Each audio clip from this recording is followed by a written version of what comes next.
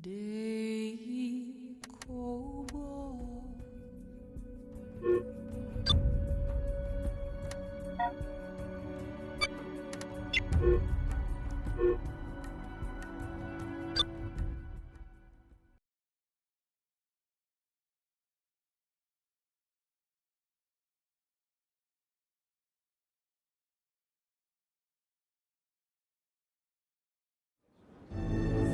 Alright, Nuggets, listen up. I said listen up! Welcome to the Colonial Fleet. Pegasus needs pilots, and you've been drafted to fill this role. Now, I'm not going to listen to any bitching about your rights or some bull about your personal freedoms. We are at war. We are all that is left of the human race, and no one is a non-combatant anymore. Now, all of you have flown before. Some of you are former military pilots, others are civilian sticks, and a handful of you have only a few flight hours. None of you, however, have ever strapped into a Mark 7 Viper. Well, get ready for a whole new ballgame. The Mark 7 is the fastest, most advanced, most dangerous combat spacecraft ever created. She is capable of maneuvers that require split-second decisions and razor-sharp reflexes. One wrong move at full burn, and you will be nothing but space debris. Now, since the Cylons infiltrated the command navigation program with the virus, we have had to strip the beast and her complement of Raptors and Vipers of this program. Along with it, with the Mark 7's advanced aviation package. Any minor attitude adjustments, once handled by the computer during combat, are now in the control of the pilot. In other words, it is a suicide machine in the hands of the inexperienced. Under normal circumstances, it would take a trainee months to get a handle on the 7. Lucky for you, Nuggets, we have several simulators aboard Pegasus. You can get the full effect of flying the 7 without the danger of tearing yourself to shreds your first time out of the launch tubes. Now remember, we have limited resources and no room for freeloaders. If you wash out, you'd better be good at something else around here. Make no mistake, we are all in the fight of our lives. We need the best out there. Be the best. You've all been assigned training instructors. Report to them immediately. Good luck. Dismissed. Okay, for all of you, this session will be your first or last taste of the Mark 7 Viper. Even though it's a simulator, it is imperative that you pay attention and follow my instructions to the letter. Because you will only dream of sitting in a real cockpit until you pass basic flight training. Take a look at these primary objectives.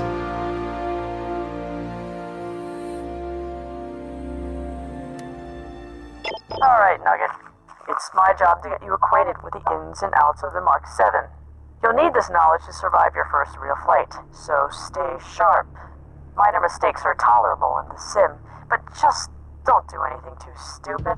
You won't be able to recover from death if you frack up the real deal. I don't want this time training you to be wasted, so be smart and stay focused. I'll start you off easy here, so don't mess with your controls. You'll get access to them when they're needed. Okay, I want you to start off by targeting my ship. That was cake, yeah? Now notice how the distance to my ship appears on your HUD, or the heads-up display. My ship is also represented in the target box, showing at the bottom left of your HUD. If you want to frag toasters, you've got to target one so it can be tracked during combat. Using this option to cycle through every available target obviously won't work in a furball. You've got to be quick and efficient to survive, so identifying hostiles is key. Ah, yes. Red team is training nearby. I'll mark him hostile and bring him up on Dratus. Now, I want you to target one of their ships. If you check Dratus and your HUD, these hostile ships show up as red blips. Okay. Red team is behind us, so you can't see a target box around their ships. But there's a nice little indicator showing you the best or fastest direction for you to turn in order to bring those targets into your sights. You can cycle through hostiles with repeated key presses, but your HUD will always target the closest enemy first. Fiddle with that now, but target me when you're done. There's also a friendly ship targeting control that does the same, but with all green blips on Dratus. Try that out now. Alright, so that was basic targeting. I'm now going to activate your thrusters and main engines. You'll have control of this ship, but don't go crazy yet.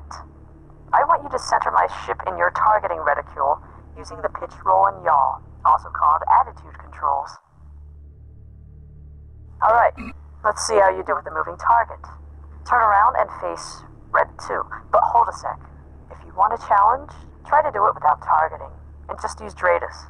You should be using your attitude controls to center red 2 in your targeting reticule. Okay, when it comes to flying formation, you can order your ship to match speed with an object that you've targeted. While matched, you can still retain control of the direction you're headed. Alright. Now, match speeds and follow behind me. Now, this is a very handy feature. You can make your ship automatically match speed with anything you've targeted. You will automatically change speeds whenever you change targets. If you'd like, you can target red 1 or red 2 to see the difference it makes in your own speed. It's recommended that you practice using this until it becomes mindless routine. Excellent. Now, accelerate until you're within 500 meters of me. Please do not ram my ship. This may be a simulated mission, but pretend that we're in an honest-to-God vacuum.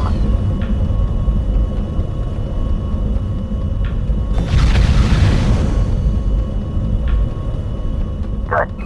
Now, fall back to a distance of 1,000 meters.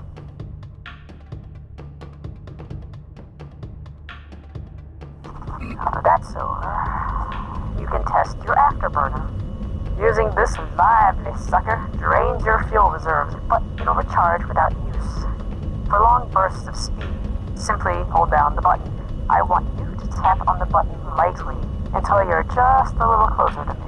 Be careful though, it's a bit of a jolt. And again, please avoid colliding with my ship.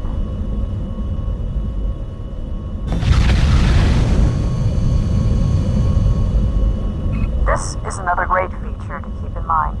Being able to glide is very useful in combat. The technique allows you to face in one direction while maintaining momentum along your original course. I want you to point directly at me, activate your glide control, and then spin around. When you do, you'll notice that the distance between us doesn't change much even though we're still moving. Now, make sure you're still facing me for this part. If you don't, I'll fly off in another direction. Now, when you're ready, I want you to deactivate your glide control. Good. Now, you have 3 preset throttle settings: 1/3, 2/3, and maximum thrust. At top speed, you should be able to pass me quickly. I want you to try each of them out now.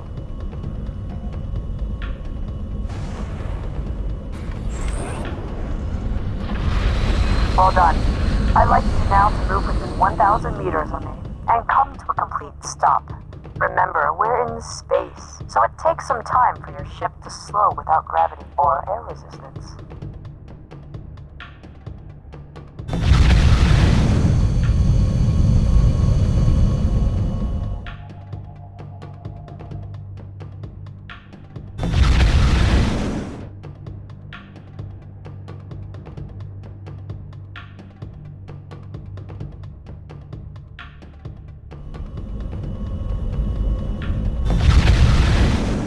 We're moving along now, Nuggets. Okay. You should know that the attitude thrusters are capable of more than pitch, roll, and yaw. This is a vital system to exploit while in combat, so be sure you know how to make your ship move left and right, up and down. Practice thrusting left and right, now. Nice job. As a Viper pilot, you never ever want to find yourself in the middle of battle without full knowledge of the ship's capabilities. These simple thruster movements will save your ass when you least expect it, and even allow you to dodge enemy fire. So put your vertical thruster to use now. I will now mark reds 1 and 2 as friendly. Order red 1 to form on your wing. By doing this, you ask red 1 to catch up with you and follow wherever you go. Begin by opening the communications menu. Nice, huh? The comms menu gives you a nice set of options. You can order individual ships, teams, or even all of the ships under your command. You can even request backup or refueling. For now, though, go with the first option. Once you've chosen to give orders to a single ship, you'll see a list of ships that'll accept your orders. And before you ask, no, thank the gods, I'm currently not on that list. Pick Red 1, and he'll follow your command. After you've selected Red 1, you'll see a list of commands to give your fellow pilots. Don't fret. Any nugget with, half a brain can figure this out. I'd like you to tell Red 1 to form on your wing. Good stuff. That should about cover things for basic comms. Thanks for the assist, Red 1. I'll let you get back to sparring with Red 2. Good. Now, it's time to fulfill that trigger-happy devil and every nugget. Combat practice has a way of waking people up. We already have a couple of Cylon drones present, so I'm going to make them visible to you on Dradus. Note, Echo 1 and Echo 2 have appeared on your escort list. This escort list lets you see the condition of ships important to battle. A good pilot doesn't have tunnel vision, so it pays to be wary of others and your surroundings. Now, target drone 2. Use the escort key to cycle through each target if you want. I want you to get within 500 meters of Echo 2.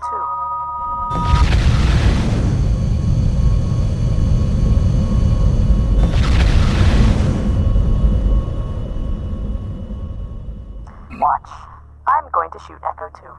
Check the HUD, and notice how the percentage drops when I do damage to him.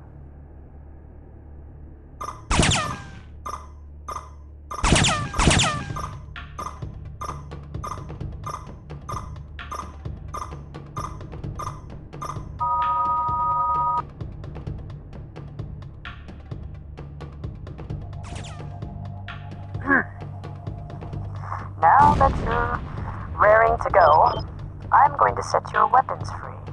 Target Echo 1 and blow it to hell with your sidearm cannon. Close in on the ship if you need to.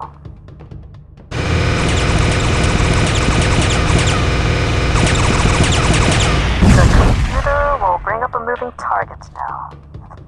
The drone isn't programmed to fire back, so you get sidearms only. No missiles yet. Remember to match speeds, or set your speed using the speed options.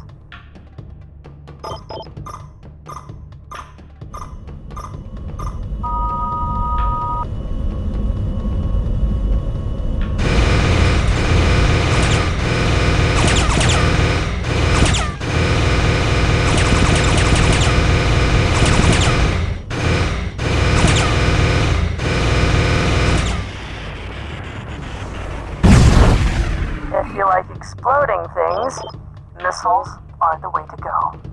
These are considered secondary weapons on the Viper.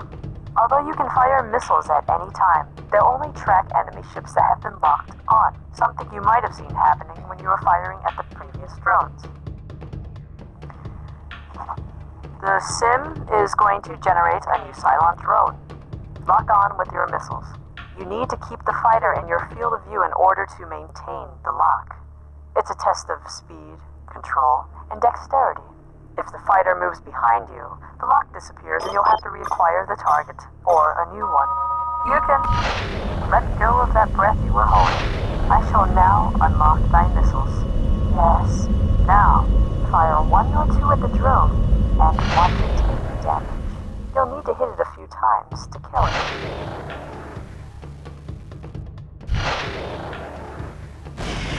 To fire missiles 2 at a time, you can swap between single or double using the fire mode toggle. Okay, Nuggets. Let's see how you fare with this next drone. Very special, you see. It's armed, and it'll be your final test in this training mission. Shoot it down fast, and you'll be ready to sit in a real Mark 7. I'll reset your ammo stores to full. Good luck.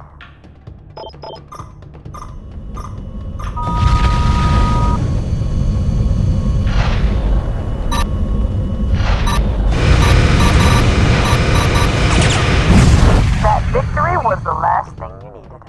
Well done, Nugget.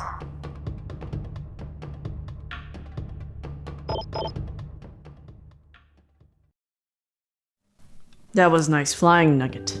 Good job. You've definitely got the potential. All you need is a hell of a lot more training to hone those fledgling skills. Okay, months of heavy-duty training and perhaps a little experience. Then we'll see. It takes most people a while to work their way up to active flight status, so I'm not expecting too much too soon. We don't need to waste any more Vipers as is, so make sure you log in those practice hours. Do that, and I might even see you for a mission within 3 or 4 months' time. Oh yeah, a little advice though. Come here. Stay the frack away from all the wrong people. They're easy to pick out, so be careful who you piss off. If you can avoid them, you might just live long enough to see the end of this frackin' war. Otherwise, they'll make life aboard the Pegasus a living hell for you. Alright, again, good flying. Now get the frack out of here.